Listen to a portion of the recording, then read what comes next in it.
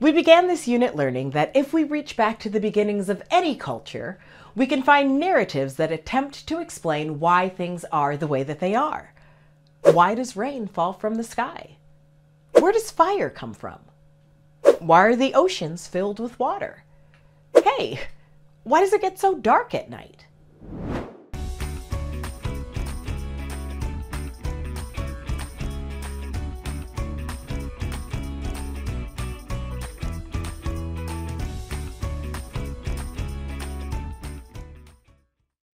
We learned that these narratives are called etiological tales, which mean origin narratives that explain why things are the way they are. We also learned that these narratives are sometimes referred to as pourquoi tales. Remind me, what does pourquoi mean? Oui, très magnifique! It's the French word for why. Between 700 and 480 BCE, the ancient Greeks created a lot of these narratives, and we call them myths. They had some recurring characters who were central to a lot of stories. You probably remember how Zeus overthrows his father Kronos to become the god of sky and thunder. And Zeus was even more of a tyrant than Kronos. Zeus is known for his caprice and his cruelty. Not a good combination. Zeus has siblings, the major players being Poseidon, god of the sea, and sometimes earthquakes, and horses. And also Hades, god of the underworld, who has a three-headed dog named Cerberus. Yeah. But back to Zeus. He lives on Mount Olympus and has quite a few children, many of whom are also gods.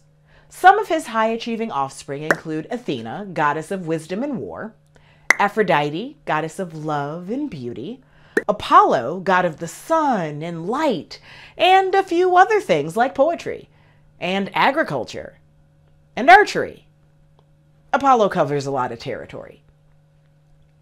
He also has a twin sister named Artemis, goddess of wild animals, and hunting. I am sure the wild animals appreciate the irony. There is also Dionysus, who's the god of wine and dance, and last but not least, Hermes, a god with stellar athleticism and lightning speed and wings on his feet. Of course, Zeus has other children, and some of these children have mortal mothers. When a god and a mortal produce a child, that child is technically half god and half mortal, which, as you know, is called a demigod. The demigod that we're most familiar with from our readings is Perseus. You remember him.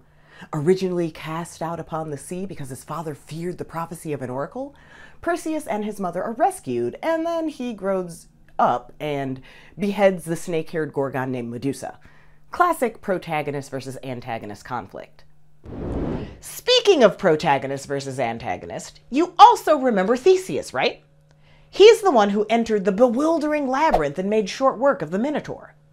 In our story's exposition, Theseus is introduced as the son of Aegeus, king of Athens. However, there's some debate about that because some stories allege that his father is actually Poseidon, which would make Theseus a demigod. You can decide where you fall on that argument. You also read about Prometheus. Now, he's a full-fledged god, but he's not as powerful as Zeus, of course. So when he steals fire to improve the quality of life in human habitations, oh boy does Zeus get mad. He has to avenge this theft. So he punishes Prometheus by chaining him to a rock where an eagle feasts on his liver. Of course, Prometheus is immortal, so he can't die. His liver just grows back every day and the whole process repeats itself. Thankfully, it only lasts a few thousand years. Then he's rescued by Hercules, also known as Heracles, who, by the way, is another demigod son of Zeus. Of course, humans don't escape the wrath of Zeus after the whole fire incident either. He sends Pandora to Earth with a golden box and says, just don't open it. Right. He already knows what's going to happen. At the climax of her story, curiosity gets the best of Pandora and all kinds of trouble is released onto mankind. Everything except foreboding. So, at least there's that. That brings us to Daedalus and Icarus. Mere mortals for sure, but Daedalus, a talented creator whose vices stem from his own set of insecurities, invents some wings. He and his son Icarus take them out for a spin, and Icarus, filled with hubris, flies too close to the sun. That causes the wax to melt, the wings detach, and gravity takes over. Ouch. You may have noticed that many of these stories involve heroes. The word hero actually comes from the Greek word heroes, meaning protector. Some characters central to Greek mythology are known as classic Greek heroes. Let's take a look at some criteria that must be met in order to be considered a classic Greek hero. So first of all, classic Greek heroes have one immortal parent. So, in other words, we're talking about demigods. Second, they're also born into royalty. Third, they usually have some sort of special courage or ability. Usually, they're also favored by the gods and possibly even given gifts to help them in their great challenges. Finally, they must confront death. Their courage in facing death and emerging victorious really seals the deal on being a classic Greek hero. Of course, they usually also have a fatal flaw and suffer a tragic death, but we really didn't study their entire life journey, so we'll just focus on the facing death and emerging victorious part. This week, you are going to write an essay about a classic Greek hero of your choice.